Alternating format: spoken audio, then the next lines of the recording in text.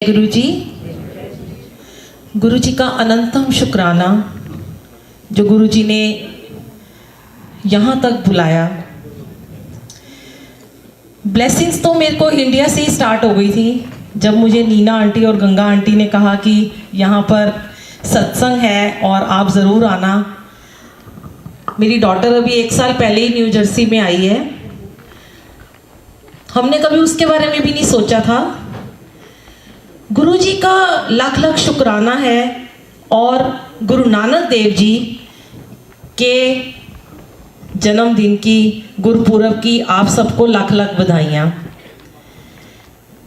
मुझे बहुत खुशी हो रही है आज ये बताते हुए कि सब मुझे गुरु नानक देव जी की बेटी ही कहते हैं। मेरे पापा हैं वो और गुरु जी मेरे वीर जी हैं। बहुत सारे सत्संग हैं, मेरा जीवन ही एक सत्संग बन के रह गया है। पल पल के गुरु जी के इतने शुक्राने हैं। गुरु जी से मुझे कोई ताकत कभी नहीं जोड़ सकती थी। मैं आपको ये बताना चाहूँगी, जब आपका वक्त आता है ना तभी आप गुरु जी से जुड़ पाते हैं। बहुत लोग थे जो मुझे कहते थे, मेरे घर गुरु ग्रंथ साहिब जी हैं, मैं बचपन से बंगला साहब जाती हूँ, 7 साल की उम्र से गुरु नानक देव जी को ही प्यार करती रही, गुरु नानक देव जी से अपने दिल की बातें करती रही। मुझे कभी ये बताते हुए शर्म नहीं आई कि मेरा कोई नहीं था। बचपन से 7 साल की उम्र में ही मेरे माता पिता चले गए थे।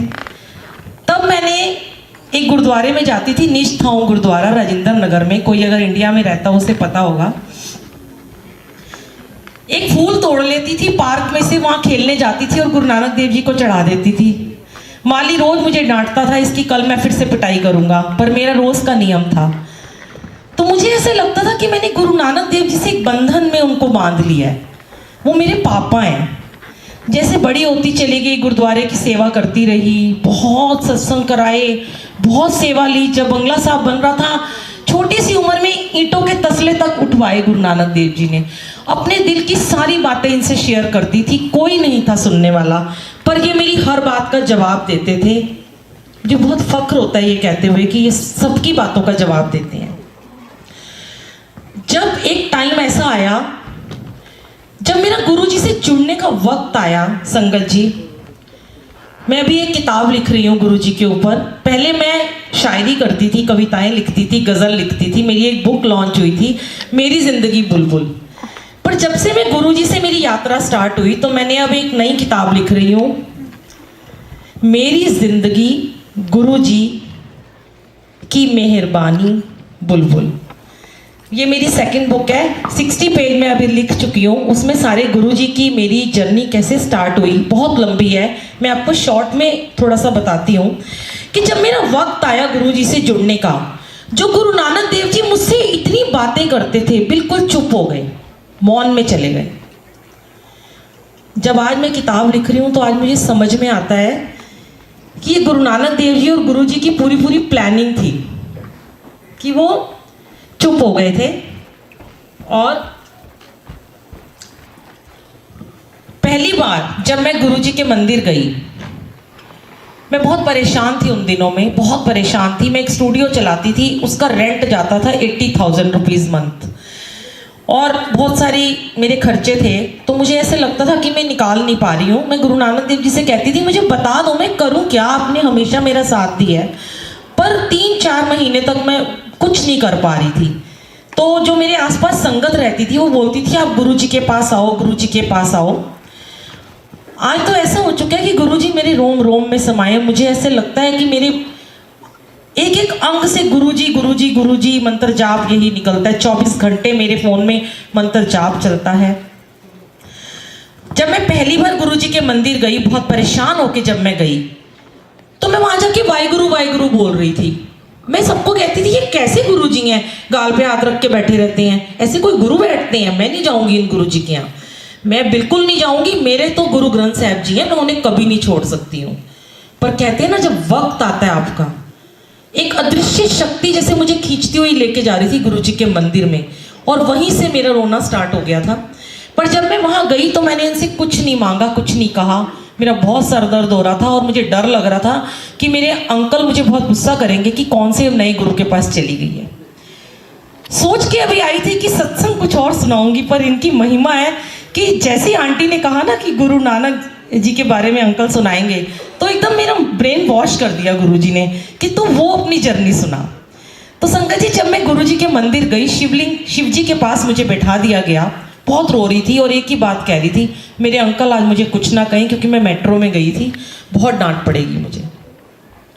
और वहाँ से जो आंटी मुझे लेके गई थी, जैसे ही मैंने चाय प्रसाद लिया, मेरे बहुत माइग्रेन हो रहा था, मुझे गर्मी थी, 22 जुलाई का दिन था वो, और मेरा चाय प्रसाद लेते लेते ही मेरा पूरा सर दर्द गायब हो गया और मैं वाहेगुरु करती रही। वहाँ से बाहर निकली, लंगर प्रसाद खाया और बाहर आके एक अंकल को बोला कि मैं रोज़ गुरुद्वारे में झाड़ू पोछे की सेवा करती हूँ, आज मेरी सेवा छूट गई, यहाँ सेवा दे दो। कहते हैं ऐसा नहीं होता, यहाँ ऐसे सेवा नहीं मिलती, 4-4 साल लोग आते हैं, सेवा नहीं मिल सकती। आंटी जाइए, अपने घर जाइए।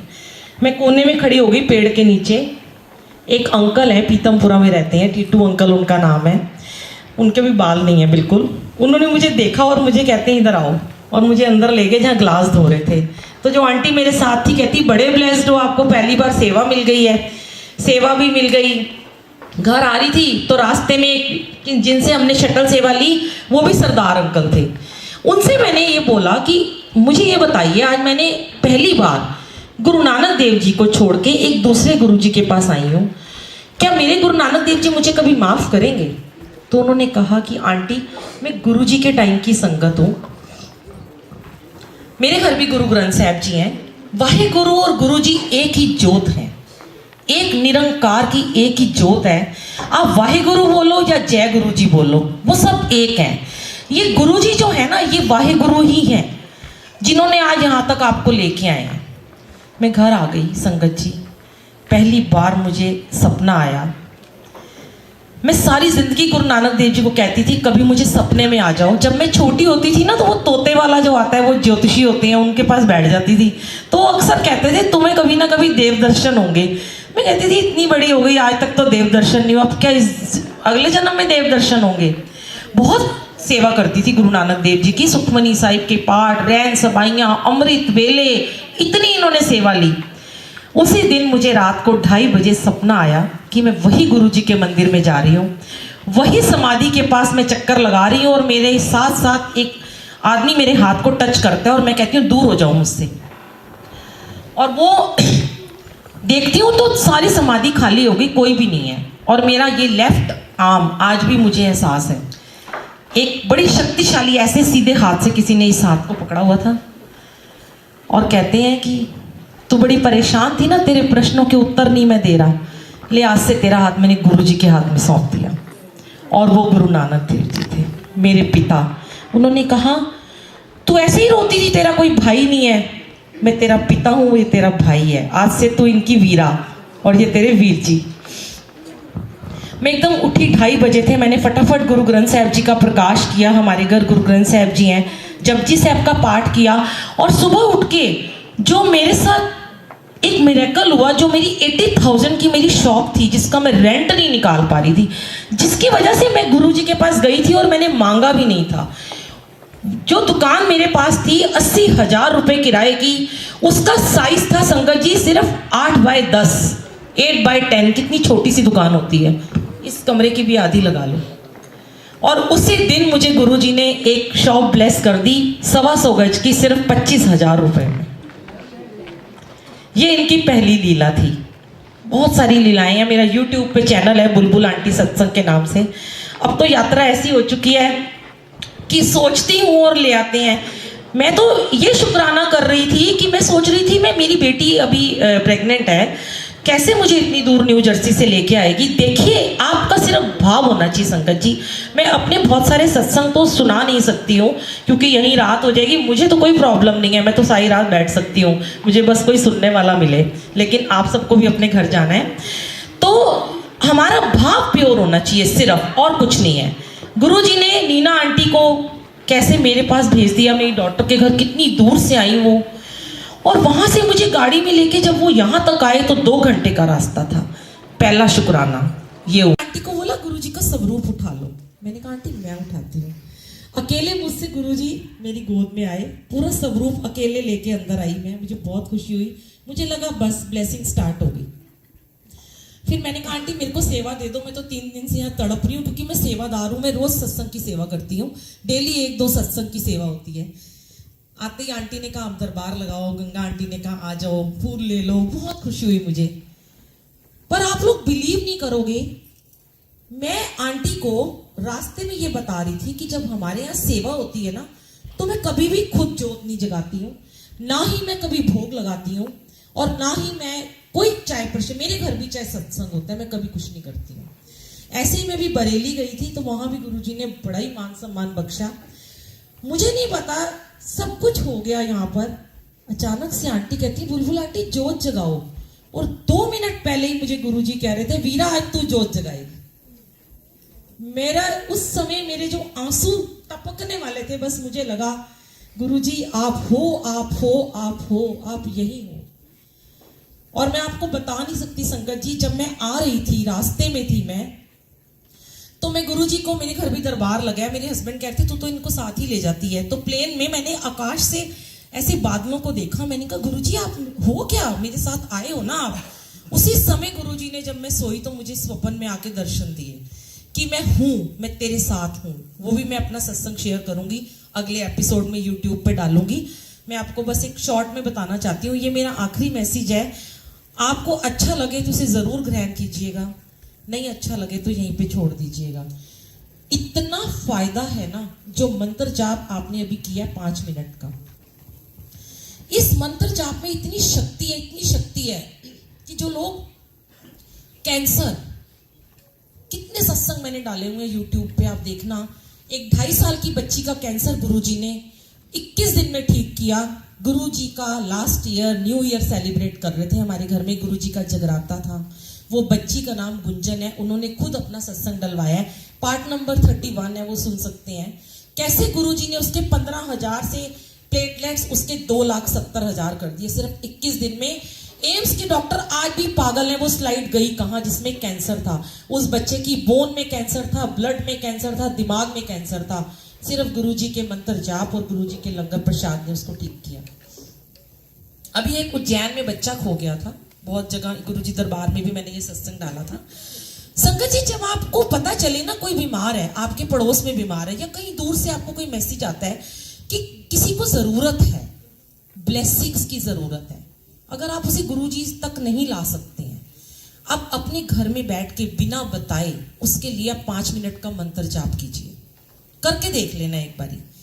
और सबसे ज्यादा उसके लिए करना जो आपका दुश्मन हो, जिसने कभी ना कभी आपको दुख दिया हो, या आपको कभी परेशान किया हो, या आपके साथ कभी उसने बदतमीजी की हो।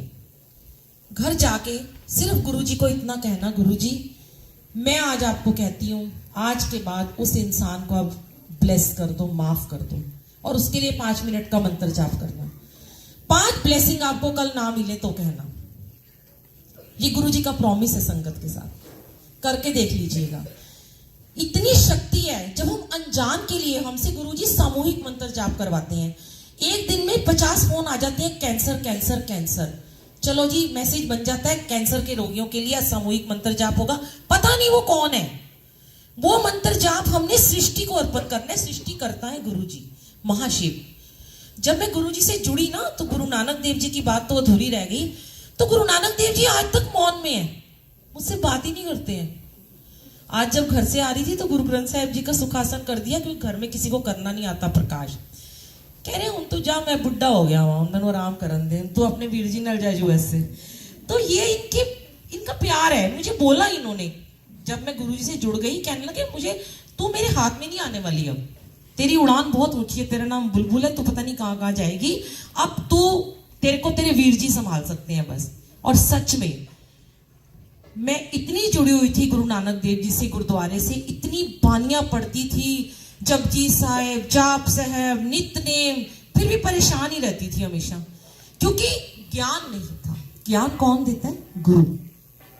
जब गुरु जी से मिली ना, वो एक डॉट का ज्ञान हुआ, जो डॉट होता है ना, बिल्कुल डॉट हमारी जिंदगी में आ जाता है। वो शुरुआत हुई सिर्फ एक, तब पता चला कि गुरुजी ने सारे इफेक्ट बट खत्म कर दिए। आज तो गुरुजी के कमरे में सोती हूँ, गुरुजी का दरबार जहां लगा है।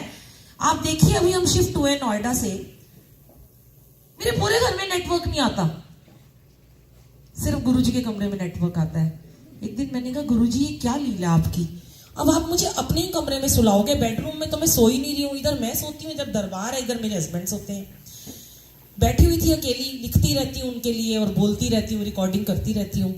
गुरुजी कह रहे हैं तेरा मेरे बिना की दिल नहीं लगता, हूं मेरा ही तेरे बिना दिल नहीं लगता, अब तू यहीं पे रह।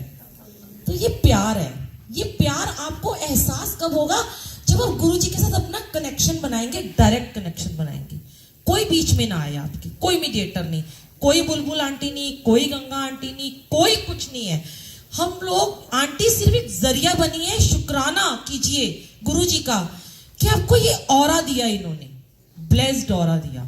यहां आके, इस दरबार में आके आप पवित्र हो गए। यहां आना किसी के बस की बात नहीं है। बाहर तक हमारे सेवादार आते हैं, जब हम सत्संग में जाते हैं फोन आ जाता है घर से, गाड़ी लेके वापस, कोई सेवा नहीं कर सकता। इनके हुक्म के बिना यहाँ कोई आ ही नहीं सकता। तो ये शुक्राना है इनका कि जो वहां से 7 समुंदर पार लाए। और मुझे एडिसन मंदिर के त्रिलोकी अंकल, जो हर बार कहते थे कि बुलबुल आंटी जब आप आओगे तो आपका यहाँ सत्संग शेयर करवाएंगे। और जिस दिन मैं आई थर्सडे, मैंने अपनी बेटी से कहा आज हम एडिसन जाएंगे। उसकी थोड़ी तबीयत खराब हो गई, कहने लगी मम्मा आज ना जाएं, मंडे ले जाऊं। मैंने कहा गुरुजी की लीला है, पहले गंगा आंटी के यहाँ बुलाना चाहते हैं। जिंदगी भर एक और नाम जुड़ गया मेरी किताब में कि मेरा पहला सत्संग न्यूयॉर्क में गंगा आंटी के यहाँ हुआ था। तो ये तो उनकी लीला है ना, वो क्या करना चाहते हैं। जाऊंगी, कल एडिसन भी जाऊंगी, फिर 25 तारीख को हमने वहां सत्संग रखा है। पर ये उनकी लीला है, वो क्या करवाना चाहते हैं। संगत जी बस आप अपना कनेक्शन रखिए, मंत्र जाप कीजिए। जो आपका मंत्र जाप है ना, 1 घंटे का अमृत वेला उठिए। अमृत वेला, अमृत वेले में उठ के सत्संग नहीं सुनना, शब्द नहीं सुनने, उठिए गुरुजी के आगे एक गिलास में जल प्रसाद रखिए, नए गिलास में अपनी कोई भी विश आपकी हो, सिर्फ गुरुजी से अकेले में कहनी है। पहली बात तो ये याद रखना कि जो लोग अपने दुख शेयर करते हैं उनके दुख कम नहीं होते, उनके दुख बढ़ते चले जाते हैं।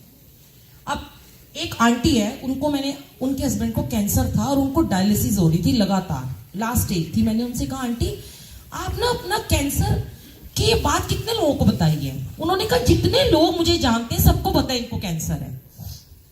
मैंने कहा आंटी सबसे पहले स्टॉप इट।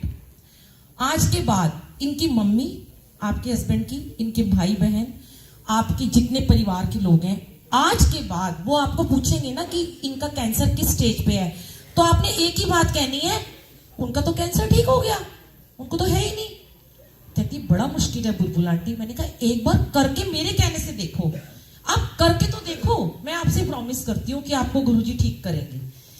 कहती ठीक है। मैंने कहा अपने बच्चों को भी ये कहना है कि अब हमारे साथ गुरुजी हैं, अब हम बिल्कुल ठीक हो चुके हैं। पॉजिटिव थॉट, आप सारा दिन मंत्र जाप कर लें, 24 घंटे कर लें, पर जहां पे 1 सेकंड के लिए भी नेगेटिव थॉट आ गया ना आपके माइंड में कि ये बंदा लास्ट स्टेज है, इसको कभी भी कुछ भी हो सकता है, पूरी 99% आपकी पॉजिटिविटी को वो कैंसिल कर देगा, नेगेटिव थॉट आपका। उस आंटी ने ऐसा ही किया और जाप किया और उनको जल प्रसाद पिलाया। जिसके पति को 3 महीने से डायलिसिस हो रही थी, यूरिन पास नहीं हो रहा था, मुंह में सब जगह पाइप लगे हुए थे। 4 दिन बाद उनका मुझे कॉल आता है, वीडियो कॉल आता है, बुलबुल आंटी आज 3 महीने के बाद मेरे हस्बैंड को यूरिन पास हो गया, डायलिसिस बंद। सिर्फ पॉजिटिव थॉट रखना है बस, और कुछ नहीं रखना। और सिर्फ गुरुजी से कनेक्शन करना है। आपने सुबह उठ के जल रखना है, मंत्र जाप लगाना है, पहले एक ओंकार लगाना है, मूल मंत्र 1-2 लाइन का जो है शुरू की पहली पौड़ी। उसके बाद 108 टाइम वाला मंत्र जाप चलाइए। बहुत सारे क्वेश्चन है, पार्ट नंबर 56 सुन लीजिएगा, इतना लंबा नहीं बता पाऊंगी पूरा। उसमें जो गुरुजी ने डाला थॉट में, वो तरीका डाला है मैंने। 28 नंबर पार्ट सुन लीजिएगा, बहुत फायदा करेगा आपको। मेरा आपका रिश्ता शायद यहीं तक है, इसके बाद हम कहाँ होंगे, आप कहाँ होंगे। आपको अच्छा लगे, आपको फायदा करेगा तो गुरुजी का शुक्राना करिएगा। और उस शुक्राने का मुझे पता है 1% ब्लेसिंग मेरे खाते में आ रही है। आप मेरा मत शुक्राना करना, इन्हीं का करना, क्योंकि इन्होंने ये राह दिखाई है। तो आप वो जाप कीजिएगा, 108 बार फोन में लगाइए। अब कई लोग कहते हैं कि मुझे नींद आ जाती है, कोई बात नहीं, आप सो भी जाते हैं तो भी बैठे रहिए, आपका जाप चलता रहेगा। जैसे आपकी झपकी खुलेगी वहीं से स्टार्ट कर दीजिए, उसको चलाइए फोन में। माला नहीं करनी है, मुंह से भी नहीं बोलना, पूरा 1 घंटा 9 मिनट बैठिए, उसके बाद कोई आरती करने की रोज़ ज़रूरत नहीं है, कोई प्रसाद नहीं बनाना, चाय का भोग लगाइए अदरक वाली गुरु जी को, उस चाय को उठा के दूसरे कप में डाल के पी लीजिए और सो जाइए दोबारा जाके। इतनी ब्लेसिंग है, इतनी ब्लेसिंग है। 40 दिन दिमाग में लगाइए कि हम 40 दिन बैठ के करेंगे, आपको आदत पड़ जाएगी। और रात को कह के सो गुरु जी को कि मुझे सुबह उठा देना, 4 बजे उठा देना, वो आपको 3:45 बजे उठा देंगे। ये इनकी इतनी मेहरबानी है, इतना शुक्राना है इनका, बता नहीं सकती। आज मैं बहुत शुक्रगुजार हूँ, और आप संगत की बहुत शुक्रगुजार हूँ कि यहाँ खड़े होने का मौका दिया, गुरु जी के सत्संग शेयर करवाने का मौका दिया। जय गुरु जी।